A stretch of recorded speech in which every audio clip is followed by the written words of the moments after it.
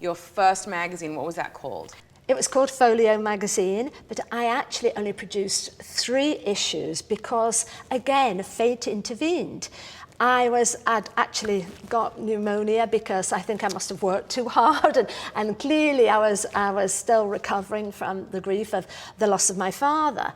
And it was just such a difficult time, but at the same time it was exciting and exhilarating because the company I was working for was saying, this is a great magazine, it should be monthly.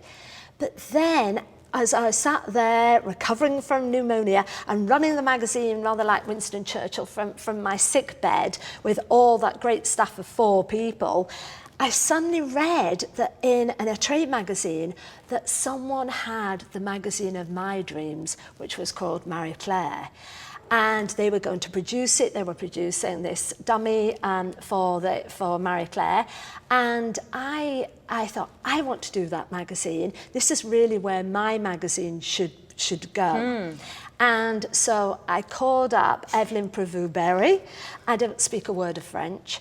And I managed to get through to her. She's the owner of French Marie Claire. Wait a second, what did you say when you call and you somehow get that number and you call up, and what do you say? Hello, my name is Glenda. I'm sorry, I don't speak much French, but, you know, is that what you do? You just... I'm afraid you do. And that's what I did. I called Evelyn up and I asked her to meet me. And she came to meet me the following week. And I presented to her what I would do if I was lucky enough to be given the opportunity of editor-in-chief of the British edition of Marie Claire and to launch that magazine in Britain. And bearing in mind I'd only produced 3 issues of a magazine, the next day she actually sent a message to me to say she'd moved the magazine from one publishing house to my publishing house so I could be editor-in-chief. Wow. I mean, your story I'm so grateful to her. She somehow saw something in me, and that's what I try to do. When I'm trying to choose my staff, I always look for people that are going to be editor-in-chiefs in the making. Do you take risks that are that large today, as she did with you?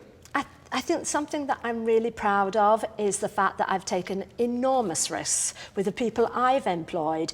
And one of the things I'm most proud of is that I've actually, from my team, I've produced something like, I think there's 12 editor-in-chiefs. That's extraordinary. And I think that's some sort of record and something I'm immensely proud of, because to give somebody an opportunity, to see in somebody great talent, and then to see them develop and become leaders themselves, it's so rewarding.